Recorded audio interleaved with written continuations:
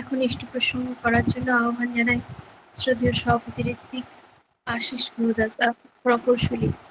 জয় গুরুদাদা।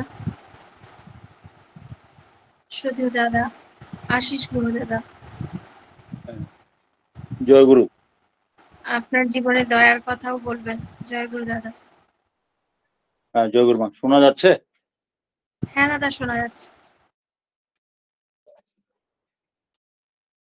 আজকে নামদান ষষ্ঠীযজ্ঞ অনুষ্ঠানে যারা যোগদান করেছেন বা যারা যোগদান করতে পারেননি, আমি প্রত্যেকের জন্য পরম দয়ালের চরণে প্রার্থনা নিবেদন করি এবং শ্রী শ্রী ঠাকুরের যারা কর্মী আছেন বা সাধারণ সৎসঙ্গী বা মায়ের আমার দাদারা আছেন, প্রত্যেকের প্রতি আমার শ্রদ্ধা, জয়গুরু প্রণাম নিবেদন করছি। আজকে সকালে আমার শ্রদ্ধেয়া সমিষ্ঠা মা, তিনি আমাকে ফোন দিয়ে বললেন যে কিছু একটু বলার জন্য। সৎসঙ্গ হচ্ছে একটা মানুষ তৈরি করার কারখানা।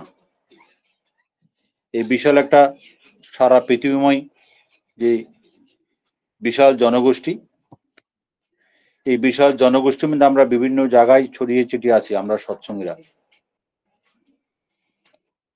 সেখান থেকে আমরা একে অপরের পাশে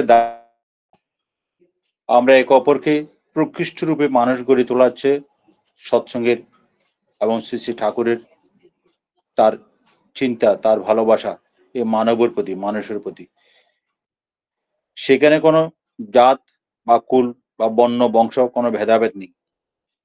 মানুষ মাত্রই তিনি বলছেন তোরা সবাই আমার বুদবুদ। বুদবুদ অর্থ ঘিরে দাঁড়াচ্ছে, আমি যদি একটা পাত্রে করে কিছু জল যদি চুলে বসাই, জলগুলো কিছুক্ষণ পরে বয়েল হয়, আবার ওই বয়েলগুলো আবার জলের সাথে মিশে যাচ্ছে। তাই আমরা এই পৃথিবীতে এসেছি এবং একটা মাতৃগর্ভে প্রবেশ করেছি। সেখানে তিনি আবার আমাকে ভূমিষ্ঠ করলেন, পৃথিবীতে আলো দেখালেন। আস্তে আস্তে সেই মায়ের গর্ভ থেকে বেরিয়ে উঠতে আমি একটু হাঁটা শিখছি, মানুষজন, আত্মীয় পরিজন। একটা সময় এসে আমার একজন জীবন সঙ্গী পেলাম, বিয়ে করলাম, ছেলে পুলো হলো, তাদের বিয়ে শাদী দেওয়া হলো। আরেকটা সময় এসেই আবার আমাকে দেহ ছেড়ে চলে যেতে হচ্ছে। এখানেই অদ্ভুত নীলা ঠাকুরের।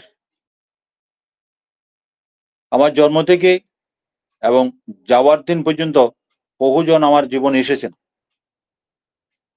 আর জন্ম থেকে যাওয়া পর্যন্ত যিনি আমার সাথে ছিলেন তিনি হচ্ছেন আমার গুরু। এবারে গুরুকে যদি আমরা পেতে চাই তাহলে কোনো না কোনো একজন ঠাকুরের যে যাদের দীক্ষা দেওয়ার আদেশ দিয়েছেন তাদের মাধ্যমে তার সাথে যুক্ত হতে হয়। যুক্ত হওয়ার পর আমি গুরু পাচ্ছি। সেই গুরু হলেন শ্রী শ্রী ঠাকুর অনুকূলচন্দ্র। আমরা সবাই জানি সেই গুরু শব্দের অর্থ যেটা দাঁড়ায় সেটা হচ্ছে মানে অন্ধকার, রু মানে আলো। এই অন্ধকার জগৎ থেকে আমাদের যে আলোর পথে নিয়ে যাচ্ছেন তিনি হচ্ছেন আমার গুরু শ্রী শ্রী ঠাকুর অনুকূলচন্দ্র।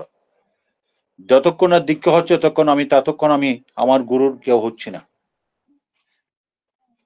সেরকম বহু মানুষ তো আছে এই বিশ্ব ব্রহ্মাণ্ডে ছিড়িয়ে ছড়িয়ে বিভিন্ন জায়গায় যতগুলো মানুষ আছে,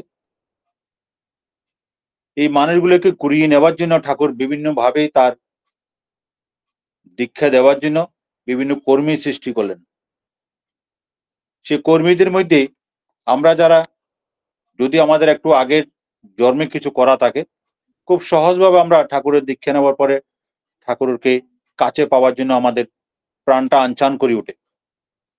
কত তাড়াতাড়ি ঠাকুরের যে বৈভব, তার চিন্তা চেতনা, এগুলো আমাদের আয়ত্তে আনা যায়। আমরা অনেক গুরু ভাইদের সেটা দেখা যায়। সেটা করতে গিয়ে 2006 সাল 7 সালের নাগাদ আমি তখন বাংলাদেশে থাকি, চট্টগ্রামে। দেওঘরে যে মাসিক আলোচনা পত্রিকা প্রকাশিত হয় প্রতি মাসে। সে আলোচনা পত্রিকাগুলো আমাদের চট্টগ্রামে আসতেন, প্রায় 100টি কবি এখানে আসতেন। তার মধ্যে আমি একটা আলোচনা পত্রিকার সদস্য। সেই আলোচনা পত্রিকাটি নিয়ে আমি আগে যেদিন আসতো আমি খবর পাইতাম, পোস্ট ডাক মাধ্যমে আসতো, সেই ডাকের মাধ্যমে যেগুলো এগুলো আমাদের এখানে আসতো। এখন তো ডাক বন্ধ হয়ে গেছে, এখন আসে না। সেখানে সদয় নারায়ণ প্রসাদ নামের একজন দাদা আছেন, তিনি প্রতি টার্মে 1000 করে দীক্ষা দেন আর শ্রী দাদার চরণে গিয়ে প্রণাম নিবেদন করেন। দাদা যে কত খুশি হয়, সেই আলোচনা পত্রিকার মধ্যে যখন লেখাগুলি আসে, যখন আমি এগুলো পড়ি, তখন আমার 2 চোখ দিয়ে জল গড়িয়ে পড়ে। ভারতবর্ষে 140 কোটি মানুষের দেশ, আর আমার এই বাংলাদেশ বিভিন্ন সম্প্রদায় মিলি আমরা 18 কোটি মানুষের দেশ। তার মধ্যে আমরা মাত্র 2 কোটি, আমরা যারা হিন্দু সম্প্রদায়, সনাতনী সম্প্রদায়। আমার মাথায় একটা আসলো, যদি ভারতবর্ষে একটা কর্মী যদি 1000 দীক্ষা দিতে পারেন একটা টার্মে, একটা টার্ম বলতে 2 মাস, 2.5 মাস, 3 মাসের পরে কোনোদিন কোনো সময় বছরে 4টা টার্ম ঋত্বিক কনফারেন্স, সেটা যখন আমার মাথায় আসলো, যদি আমার বাংলাদেশে যদি 500 যদি দীক্ষা হয় একটা টার্মে কোন একটা কর্মীর মাধ্যমে, দাদা যে কত খুশি হবেন, সেটা আমি যখন আমার ভাবনার মধ্যে আসলো এটা কি করে কার্যকর করা যায়, মাথায় এটা কাজ চলছে। কি করে বাংলাদেশে একটা কর্মীর মাধ্যমে একটা টার্মে 500 করে দীক্ষা দেওয়া যায়, এটা আমার মাথায় ভূতের মতন চেপে ধরলো। আমি যেখানে এখানে একটা সৎসঙ্গ কেন্দ্র, একটা লিঙ্ক এর মধ্যে আপনার এখানে লেখাটা আছে, সেই কেন্দ্রের সাথে আমি যুক্ত, রেগুলার সেখানে যাওয়া হয়, গুরু ভাইদের সাথে কথা হয়, অনেকক্ষণ সময় দেওয়া হয়, সেখানে আড্ডা দেওয়া হয়, অনেক ছাত্ররা সেখানে থাকেন, ছাত্রদের থাকার ব্যবস্থা আছে সেখানে। সেই ছাত্রদের সাথে অনেক রাত ধরে, রাত 12টা 1টা পর্যন্ত গল্প গুজব করা ঠাকুরকে নিয়ে, এই কথাগুলো তাদের সাথে আলোচনা হলো। 2-1 ঋত্বিক দাদাদের সাথে আলোচনা হলো, কিন্তু এই কথাটা কেউ সহজে নিতে পারলো না। বললো যে না, এখানে একজন ঋত্বিককে দিয়ে এরকম দীক্ষা দেওয়া যাবে না, অনেক ঋত্বিক লাগবে, তাদের সবাইকে দিতে হবে। তখন আমি ভাবলাম মনে মনে, এরকম যদি হয় তাহলে তো এখানে 5 বছরও 500 দীক্ষা একটা কর্মীর মাধ্যমে হবে না। শ্রী দাদার কাছে আমি বার্তা পাঠাতে পারবো না, নিবেদন করতে পারবো না। এটা আমার মনের জিজ্ঞাসা, নিজেকে নিজে প্রশ্ন করা। তখন ভাবলাম যে এটার পিছনে তো একটা খরচ হতে পারে, সম্পূর্ণ খরচটা যদি আমি ব্যয় করি তাহলে হয়তো এটা সম্ভব। তাও আর কেউ কিছু বলতে, এর পরেও দেখা গেছে কি, সেটা প্রিপারেশন নিতে গিয়ে ঠাকুরের দয়ায় একটা জায়গায় গেলাম, একদিন 48 জন দীক্ষা হয়ে গেল। তারপর সপ্তাহে এটা 100 পরিণত হলো। এভাবে করতে করতে 15 দিনে 500 দীক্ষা হয়ে গেল। দেওঘরে যে প্রতিঋত্বিক বর্তমানে সদীয় সঞ্জীব মন্ডলদার, তার সাথে তিনি আমাকে খুব ভালোবাসেন। একটু যোগাযোগ ছিল, তখন তো অ্যান্ড্রয়েড ফোন ছিল না, এমনি মোবাইল ফোনে, হ্যান্ডফোনে এগুলো যোগাযোগ হতো। আমি তার কাছে নিবেদন করলাম প্রার্থনার আগে, দেওঘরে প্রার্থনার আগে, যে এরকম আমার একটা ইচ্ছা ছিল, ঠাকুর 2500 দীক্ষা পূর্ণ হলো, দাদার চরণে যদি একবার নিবেদন করা যায়। এই 500 দীক্ষা দিতে গিয়ে আমার উপর অনেক যত্নবান গেল। বহু কর্মীরা বসে অনেক ধরনের কথা আমাকে শোনালো, বহু ধরনের কথা, যে কথাগুলো এখানে প্রকাশ করার মতন নয়। যাই হোক, তিনি বললেন আগে আমি নিবেদন করব। তিনি প্রার্থনার শেষে আবার আমাকে এখান থেকে দেওঘর থেকে ফোন ব্যাক করা হলো। ব্যাক করে বলছেন, আগে দাদা বলেছেন এটা 500 দীক্ষাকে 1000 দীক্ষাতে পরিণত করতে। মনে হচ্ছে তখন আমার মাটিটা 2 ভাগ হয়ে গেল, আমি মাটির ভিতর সুর করে ঢুকে যাচ্ছি। এই আমার জীবনের অভিজ্ঞতা। ঠিক হাল ছাড়েনি, কয়েকদিনের মধ্যে আবার ওই 500 দীক্ষা হয়ে গেল। 2005 সালে পূজনীয় বিঙ্কিজ আসলেন বাংলাদেশে, তার কাছে সেটা নিবেদন করা হলো। পূজনীয় বিঙ্কিদা বললেন, ভারতবর্ষে এখনো 2000 দীক্ষা কোনো ঋত্বিক দিতে পারে নাই, আপনি এটা চেষ্টা করেন। কারণ পূজনীয় বিঙ্কিদা আমাকে অনেক আগে থেকে চিনতেন, দেওঘরে অনেক আগে থেকে খুব ভালোভাবে আমাকে জানতেন। এটা চেষ্টা করুন, এটা 2000 দীক্ষা দেওয়া যায় কিনা। চেষ্টা হইলো, অব্যাহত রইলো, আরো 15-20 দিন পর এটা 2000, এটা 2500 হয়ে গেল। আসলো সান উৎসব। সেপ্টেম্বরের আগমন উৎসব আমি গেলাম, সেই ঋত্বিক দাদা গেল দেরি করে। আমি গিয়ে প্রণাম করে নাট মণ্ডপের ফিলান্থ্রোপিসের যে পাশে যে রেলিং আছে ওইদিকে আমি দাঁড়াইছি, দাদার ডান পাশে বাইরে দাঁড়াইছি। এই যে বাংলাদেশে যে 2,500 দীক্ষা হলো, একটা ঋত্বিক যে দীক্ষা দিল, শ্রী দাদা যে কি পরিমাণ যে খুশি হয়েছেন। তার ওখানে যে আসনে যে একটা তাকিকা আছে, এই তাকিকা জড়িয়ে ধরে হাসতে হাসতে একবার ডান দিকে পড়ে আর একবার ডান দিকে গড়িয়ে পড়ে। এত যে খুশি, আর ওই খুশি দেখি আমার 2 চোখ দিয়ে ওখানে জলের ধারা বসে গেছে। আমার গায়ে যে একটা ফতুয়া পরা ছিল, সেই ফতুয়া ভিজে যাচ্ছে জল পড়তে পড়তে। একজন দাদা এসে আমাকে বলছে, দাদা আপনার এত কষ্ট কিসের, এত দুঃখ কিসের, এত করে কাঁদছেন কেন? আমার তো দুঃখের কান্না না, এটা খুব আনন্দের কান্না, কারণ সেই দাদা তো জানে না। আর তিনি বলছেন বাংলাদেশের মতন একটা জায়গায় 2,500 দীক্ষা হলো একটা কর্মীর মাধ্যমে, একটা ঋত্বিক, তার নাম প্রদীপ, সেই প্রদীপ হচ্ছে আমার ঋত্বিক, তার মাধ্যমে আমি ঠাকুরকে পেয়েছি। সেটা ওখানকার আলোচনা পত্রিকাতে সে কথাটা এসেছে, মাসিক আলোচনা পত্রিকাতে। এই যে তাকে খুশি করা আমাদের এই জন্মের, এটাই আমার মনে হয় জীবনের সবচেয়ে বড় পাওনা। ইষ্ট আচার্যকে খুশি করা, মাথা নিয়ে চলা।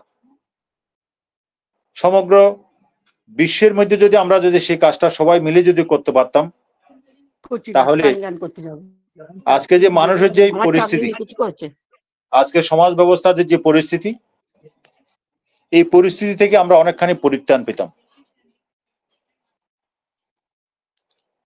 তারপর আমরা দেওঘরে, ইয়ার পরের বার যখন দেওঘরে গেলাম, বহু দাদারা সেখানকার, এবং শ্রী দাদা অনেক সময় ইশারা দিতেন সেখানে তার পাশে চরণতলে বসার জন্য।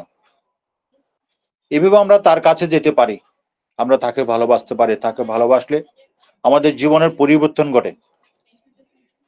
এখন এসে আমাকে এই যে এখন যে প্রেজেন্ট আচার্যদেব, তিনি আসে আমাকে ডেকেই আমাকে সেই দীক্ষা দেওয়ার দায়িত্ব দিলেন।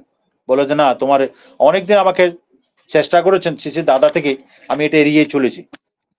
কারণ এই যে দীক্ষা দেওয়ার যে দায়িত্ব, অনেকেই তো হাজার হাজার কর্মীরা আছেন, অনেকেই হয়তো সেটা দীক্ষা দেন। আমার ভিতরে যে এমন একটা ভাব আসলো, এই দীক্ষা দেওয়ার দায়িত্বটা তো সাধারণ জিনিস নয়। আমার চলার পথে যদি কোনো কারণে ভুল হয়, তাহলে একজন ঋত্বিক বা একজন তার সভাপতি কর্মী, যেটা বলি, তার একটা সুতার দিয়ে চলাফেরা, একটা সুতো আছে, সুতা দিয়ে উপর দিয়ে চলাফেরা করা, জীবনটাই সেরকম। এই কর্মীদের জীবনে যদি কোনো কারণে যদি একটা বালকও যদি 100 ভাগে ভাগ করায়, 1 ভাগ পরিমাণও যদি কোনো কারণে যদি অমনোযোগে কারো যদি একটা ক্ষতি হয়ে থাকে, তাহলে এই ঋত্বিকদের পরিবারের 14 গোষ্ঠী সহ এটা সারত দিতে হবে। এটা আমার বোধ, আমার চিন্তা, আমার ভাবের মধ্যে সেটা ধরা পড়ে। যার কারণে অনেক বছর পর এসে এই বর্তমান আচার্যদেব, তিনি এসে আমাকে ডেকেই বললেন যে না, তখন আমি আর না করতে পারলাম না। এটা তো তার প্রতি ভালোবাসা, তার কাজ করা, তার যোগ্য হয়ে ওঠা। শ্রী দাদার দেহ রাখলেন 2021 সালের 16 ডিসেম্বর। আমি আমার চট্টগ্রাম শহর থেকে প্রায় 45 কিলোমিটার দূর একটা আমাদের কেন্দ্র হচ্ছে, আমার গ্রামের বাড়ি সেখানে ফটিকছড়ি বলা হয়, সেখানে একটা সৎসঙ্গ বিহারে কাজ চলছে, আমাকে যেতে হবে। তখন আমার ব্রেন স্ট্রোক হলো 20 সালের ডিসেম্বরে। ব্রেন স্ট্রোকে 20 সালের ডিসেম্বর ব্রেন স্ট্রোক হওয়ার পর 1 বছর আমি কোনো মুভমেন্ট করতে পারিনি, বেরিয়ে যেতে পারিনি, আমার কর্মের সাথে আমি যুক্ত হতে পারিনি। এর মধ্যে আমার একটা চোখ, ডান পাশে একটা চোখ বন্ধ হয়ে গেল, চোখ খুলতেই পারছে না। অনেক বড় বড় ডাক্তার দেখানো হলো, আমেরিকান হসপিটাল, সবচেয়ে উন্নত মানের হসপিটাল বাংলাদেশে, সে হসপিটালে যাওয়া হলো, অত্যাধুনিক যন্ত্রপাতি, সেখানে কেউ কিছু ধরতে পারছে না, সেই চোখ কিছুতে খুলছে না। শ্রী দাদা যখন দেহ রাখলেন যেদিন 16 ডিসেম্বর, আমি আমার চট্টগ্রাম থেকে আমার এই 100 বাইক চালাইয়ে 50 কিলোমিটার, 45-50 কিলোমিটার আমি গেছি। আমার কর্মস্থলে বাইক চালাইয়ে আমাকে বিভিন্ন জায়গায় যেতে হয়, আমার যে পেশা। সেখানে গিয়ে বাইক থামিয়ে যখন আমি মন্দিরে প্রবেশ করলাম, এমন সময় আমার দেইঘর থেকে আমার কাছে ফোন আসলো, আর বললো আজ্ঞা দাদা খবর পেয়েছেন? বললাম যে আগে না, তো কি খবর? দাদাই মাত্র দেহ রাখলেন দুর্গাপুর হসপিটালে। এটা শোনার পর আমার এত কান্না পেয়েছিল, মানে সাংঘাতিক অবস্থা, চোখের জল কিছুতে ধরে রাখতে পারছে না। ওখানে কিছু লেবার কাজ করছে, এই লেবার গুলো দেখাশোনার দায়িত্ব আমার ছিল, কারণ যেহেতু কনস্ট্রাকশন ডিপার্টমেন্টের কাজগুলো আমি জানি, আমি করি, আমি বুঝি এটা। এই মন্দির কর্তৃপক্ষ থেকে সেটা আমার উপর দায়িত্ব দেওয়া হয়েছিল।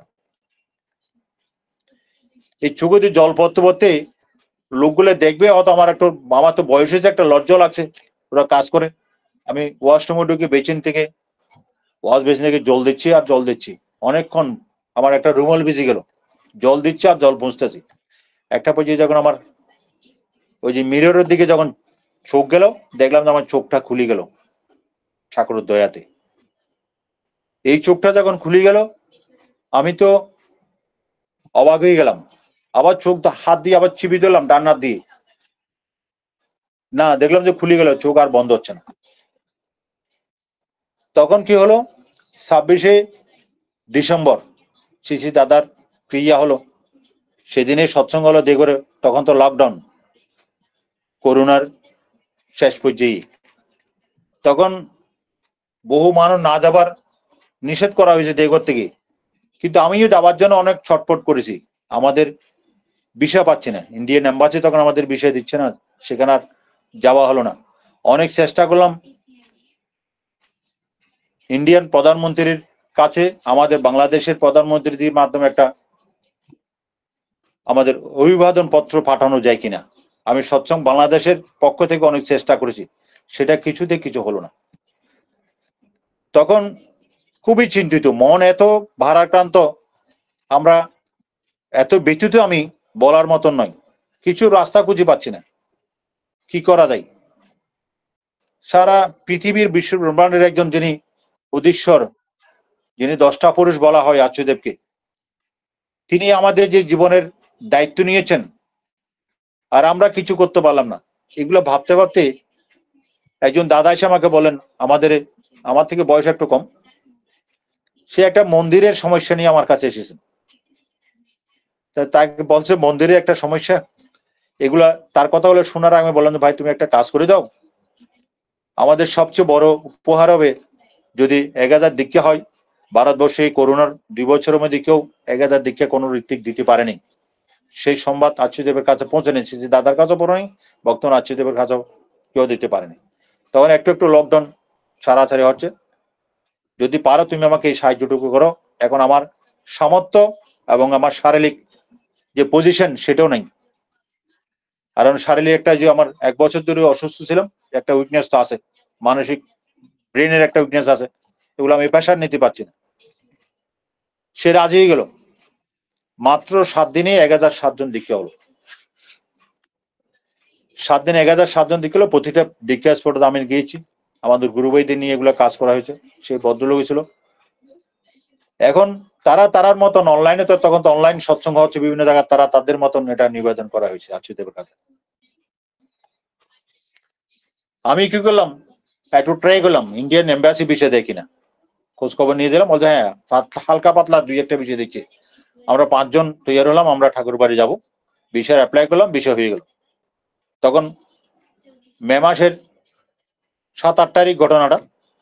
আমার 5 জন যাওয়ার সময় 2 জন ঝরে গেল, তারা যেতে পারবে না, আমরা 3 জন গেলাম। তখন লকডাউন। আমি বাংলাদেশ থেকে যখন যাচ্ছি, বাজের একটা সিট, এক সিট পর এক সিট একজন লোক, এরকম করে আমরা গেছি। মাঝখানে একটা সিট গ্যাপ, আরেক সিট একজন, তারপর সিট একজন, এরকম করে 3 সিটে মিলে 2 জন লোক প্যাসেঞ্জার, যেখানে 6 জন হবার কথা ছিল। এখান থেকে কোনোরকম আমরা বনগা মন্দিরে গিয়ে উঠলাম। সেখানেও একই অবস্থা, একজন এক রুমের মধ্যে, একটা খাট নয়, একটা রুমের মধ্যে একজন করি, আমরা 3 জনকে 3টা রুম দেওয়া হলো। সেখান থেকে তারপর দিন আমরা বাজে বনগা থেকে আসানসোল, ট্রেন চলছে না, কলকাতা থেকে কোনো ট্রেন নেই, আসানসোল থেকে লোকাল ট্রেন আছে যশোরী পর্যন্ত। সেখানে যেয়ে যখন আমরা এভাবে, সেখানে ট্রেনের মধ্যে ওই একই অবস্থা, এক সিট পর এক সিট একজন লোক, ওখানে লকডাউন, একটা ডিস্টেন্স। এটা নিয়ে সন্ধ্যায় যখন দেওঘর পৌঁছালাম, তখন রাত্রে 9:30। দেখলাম যে প্রথম গিয়ে যখন ওখানে ঠাকুর প্রণাম বাড়িতে প্রণাম করি। যখন আচার্য ভবন ওখানে গেলাম, খিলান চব্বিশের ওখানে নাট মণ্ডপে, দেখলাম আচার্যদেব বাবার যেই আসন ছিল আসনটা সরাই ফেললেন এবং তিনি ফ্লোরিং করে নিচে ম্যাট্রেস দিয়ে সেখানে নিচেরই দর্শন প্রণাম দিচ্ছেন। আমি গিয়েই ওখানে প্রণাম করে বলতেই যে বাংলাদেশে 1007 জন দীক্ষা হলো মাত্র 7 দিনে। তিনি যেখানে বসেছেন সেখান থেকে উঠে প্রণামী বাক্স এখানে চলে আসলেন পাই হাঁটি আচার্যদেব। এটা আমার জীবনের অনুভূতি, আমার দেখা, আমার কাছে সেটা দৃশ্যমান। আমি আটো গাড়ি বসে প্রণাম করি, যখন এই কথা নিবেদন করলাম তিনি বলেন যে খুব ভালো খবর। মানে আমার মনে হলো তিনি এত খুশি হলেন, এই যে বাবা যাবার পরে একটা দারুণ একটা সংবাদ, করোনার পরে বিরাট একটা রাষ্ট্রময় একটা সংবাদ আমার মনে হলো তাই তার কাছে পৌঁছেছে। তারপর আমার ব্রেন স্ট্রোকের যে কথাটা আমি বললাম, আমার একটা চোখ বন্ধ, বাবা যেদিন দেহ রাখলেন সেদিন আমার একটা চোখ বন্ধ ছিল 1 বছর। ওই এখান থেকে একজন দাদা ফোন করেছিল আমাকে, ওই কান্না করতে করতে চোখ দিয়ে জল পড়তে চোখটা খুলে গেল। তিনি আমাকে বলেন যে এটা তারিখ দিয়ে লিখে রাখতে হয়। আচ্ছা, ওই দাঁড়ানো অবস্থায় ওদের তারিখ দিয়ে লিখে রাখতে হয়। সাথে সাথে আমি আমার বড় মেয়ে, আমি বললাম যে আগে অনুর মা তো বলেছে এরকম, এই লকডাউনের কারণে অনার্স তো ফাইনাল হলো না, তার বিয়ে টিয়ে এটা কি চিন্তা করা যায়। আমাকে শুধু সাথে সাথে বলেন যে তাকে তার পছন্দ হয়েছে কিনা এটা জিজ্ঞেস করবে। আর সুদেব আমাকে বললেন তার পছন্দ হয়েছে কিনা। আমি আগে ওই প্রণাম করে উঠলাম, উঠি ওখানে পূজনীয় অবিন্দা আসলেন, বাবার এখানে বসলেন, আবার আচ্ছুদেব গিয়ে তিনি তার আসন গ্রহণ করলেন। আমি অবাক হয়ে গেলাম। আমি বললাম যে 9টার পরে গিয়েছে, তিনি উঠে চলে যাবেন না। ওখানে পূজনীয় অবিন্দা আসলেন, আবার তিনি যা বসলেন। আমি যেতেই গেটের এখানে যাই দেখলাম পূজনীয় অবিন্দা গিয়ে গেটের ওখানে বসেছেন। আমাকে দেখেই বলছে কখন আসলেন, কিভাবে আসলেন, আপনাদের রুম টুম হয়েছে না, খাবার হয়েছে? বলার পর বলছে সব লাগেজটাকে যেখানে রাখেন, পাসপোর্ট ভিসা দেওয়া আছে আমার কাছে এখানে রাখেন, আগে খেয়ে আসেন, আনন্দবাজার বন্ধ হয়ে যাবে। খেয়ে আসার পর অনেকগুলো কথা, এই হচ্ছে তার দয়া।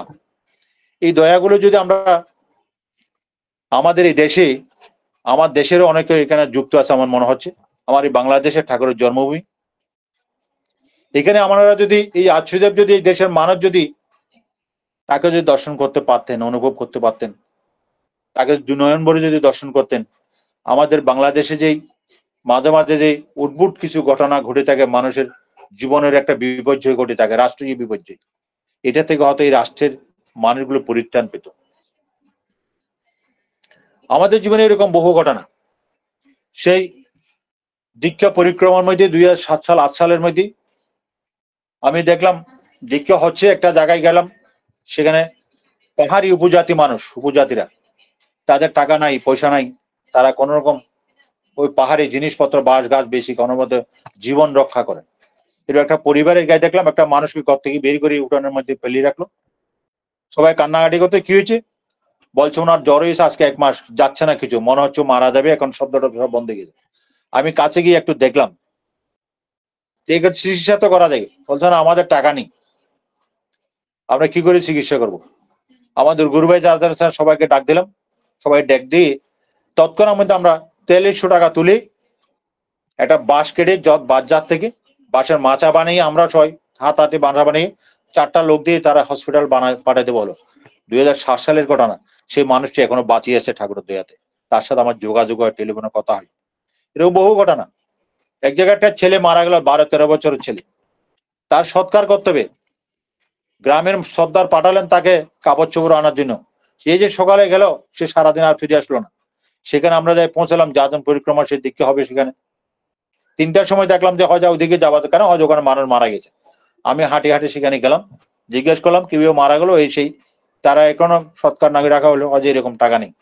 এই যে আমরা গুরু ভাইয়েরা সেই একসাথে অনেকগুলো প্রায় 2500 টাকা আমরা তুলে দিয়ে তার যে সৎকারের জিনিসপত্র, কাপড় চোপড় যা লাগে তার ধর্ম মতে এগুলো এনে তারপরে তাকে শ্মশানে নিয়ে যাওয়া হলো। আর এদিকে আমরা দীক্ষার কার্যক্রম চালাচ্ছি, ওখানে দেখা হলো 300-র উপরে দীক্ষা হলো। এই যে মানুষগুলো বাঁচানোর জন্য ঠাকুর আমাদেরকে কতভাবে যে প্রেরণা দিচ্ছেন, যেমনটি এখন দেখা যাচ্ছে যে মাত্র 24-25 বছরের একটা ছেলে যদি বলি, আমাদের বাসায়, সে পূজনীয় অভিনদা, যে করোনার মধ্যে, করোনার শেষ দিকে ভারতবর্ষের বিভিন্ন স্টেজ থেকে সেই ইয়ং ছেলেদের যারা পড়াশোনা শেষ করেছেন, চাকরিতে ঢুকবেন, চাকরি পাচ্ছে না, এরকম ছেলেকে ডাক দিল, ডেকে নিয়ে আসে, দেরি করে নিয়ে আসলো, তাদের কম্পিউটারে বসে ট্রেনিং দেওয়া হলো, রাতভর জাগের হলো। আমরা শুনেছি পূজনীয় বড় বৌরানীমা এক সময় বলছেন, সেটা আমি শুনেছি, একটা আলোচনায় শুনেছি, গুরু ভাইদের বলছেন, তোমরা একটা অভিনকে বুঝাও, ও তো বয়স কম, সারা রাত কিছু খায় না, ওখানে ওদের সাথে সময় কাটাই। এই যে কথাগুলি তিনি যে তার ছেলেকে বলছে, আমারও তো ছেলে আছে, আমরা যারা সৎসঙ্গী আজকে বহু বছরে দীক্ষিত, 30 বছর, 40 বছর, 50 বছর আমরা ঠাকুরের কর্মী, সুস্থেনে বতদারি, আমাদের পুরো পরিবার 3 পুরুষ 4 পুরুষ ঠাকুরের দয়া নিয়ে আমরা চলছি এবং বাঁচি আছি, যে কথা বলছি আজকে এখানে অনলাইনে। এখান থেকে আমরা কি শিক্ষা নিলাম? ঠাকুরের যে কথাগুলো আমরা পাচ্ছি প্রতিদিন, যে আচার্যদেবের মাধ্যমে যে কথাগুলো আমরা পাচ্ছি, পূজন অবিন্দার মাধ্যমে আমরা যে কথাগুলো পাচ্ছি, আমাদের পরিবারে আমাদের ছেলেগুলোকে আমরা কি শিক্ষা দিলাম? আমার যে পরিবেশ, যেখানে আমি যে পরিবেশ আছি, যে আমাদের সারাউন্ডিং পরিবেশের যে মানুষগুলো আছে, সেরা তো আমার মতো মানুষ। তাহলে আমি যে ঠাকুরকে গ্রহণ করি গুরুর রূপে, তার দয়াতে যদি আমি ভালো থাকতে পারি, আমাদের পরিবেশের মানুষগুলিকেও ভালো রাখা সেটা আমার দায়িত্ব। আমরা প্রত্যেকেই সেটা অনুভব করতে পারি, আমরা এক অপরকে আমরা যাজন করতে পারি। একবার আচার্যদেব বলছেন, আমরা যেন, আমাদের ঘরে বাবা মা আছে, ঠাকুর মা আছেন, তারা অন্য গুরু দীক্ষিত বা দীক্ষা হয়নি, আমি ঠাকুরের দীক্ষা নিয়েছি, আমি তাদেরকে বলতে পারছি না আমার বাবাকে আমি কি করে যাজন করবো ঠাকুরের দীক্ষা নেবার জন্য, বা বাবা আমার কথা শুনবে বা কেন, বা আমার ঠাকুর আমার কথা, ঠাকুরের দীক্ষা নেবার জন্য কথা শুনবে কেন? তাহলে আমরা একজন গুরু ভাই, আমাদের যারা ঘনিষ্ঠ আছে, একজন মা, তাদেরকে আমাদের বাড়িতে নিমন্ত্রণ করে নিয়ে আসতে পারি, তাদেরকে একটু বলতে পারি আমার বাবা মাকে যাজন করার জন্য, আমার ঠাকুরদা ঠাকুরমা বা আমাদের গুরুজন যারা আছে তাদেরকে ঠাকুরের প্রতি নিয়ে আসার জন্য। আচার্য বলেছেন, সেখানে আমি দাঁড়ানো ছিলাম দেগরে, সেই ঋত্বিক কনফারেন্সে। এরকম বহু ঘটনা, বহু ছোট ছোট ঘটনা, যেগুলো আমাদের আমাদের যে আত্মা, যে আত্মাটা যে ঘুমিয়ে আছে, সেটা জাগানোর জন্য যে কর্মকাণ্ডগুলি, এই কর্মকাণ্ডগুলি আমরা প্রত্যেকেই তো পারি, আমরা এক অপরের পাশে দাঁড়াইতে। আজকে তো সৎসঙ্গে সারা পৃথিবীময় ছড়িয়ে পড়েছে বিভিন্ন জায়গায়, আমরা যে তাদের সাথে যে এই যে অনলাইনে যে প্রোগ্রামগুলো হচ্ছে, এই প্রোগ্রামগুলোতে আমরা শুনি এবং আমাদের সন্তানদের যে আমরা এটার সাথে যুক্ত করি তার পড়ালেখার ফাঁকে ফাঁকে, তাহলে তারা কখনোই নষ্ট হতে পারে না। কারণ বর্তমান সমাজ, আমি এক লহমায় বলতে পারি, বর্তমান সমাজ একদম নষ্ট হয়ে গেছে, পৌঁছে গেছে, এত পৌঁছা হয়েছে, ডাস্টবিনে ময়লা ফেললে যেমন পৌঁছে, যখন ওখান থেকে দুর্গন্ধ বেড়ে, বর্তমান সমাজটা ওইরকম নষ্ট হয়ে দুর্গন্ধ বেরোচ্ছে। সেটা আমরা কি করে বুঝবো? কারণ এই সমাজের মধ্যে তো আমরা আছি। আমি যেখানে থাকি, আমাদের চট্টগ্রামে যে একটা, ওখানে একটা আমি চলার পথে একটা ডাস্টবিন আছে, সমস্ত শহরের বাজার ডাস্টবিন গুলো আনি, ময়লাগুলো আনি ওখানে ফেলে। আমি একদিন দেখলাম, সেখানে আমি যাচ্ছি, কিছু মা কাপড়ের কোনা দিয়ে নাক চিপে ধরে ওখানে পার হয়ে যাচ্ছে।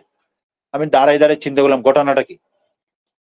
একজনকে জিজ্ঞাসা করলাম, এরা এরবে নাক চিপে পারে, দড়িয়ে ওখানে কাপড় দিয়ে ওখানে পারে, যে ওইদিকে যায় কেন, রাস্তা পারে আর অন্য রাস্তা যাচ্ছে। বলছে কেন বুঝতে পারছেন, এখানে ডাস্টবিনের দুর্গন্ধ, এটা এরকম ওরা নাক চিপে যাচ্ছে।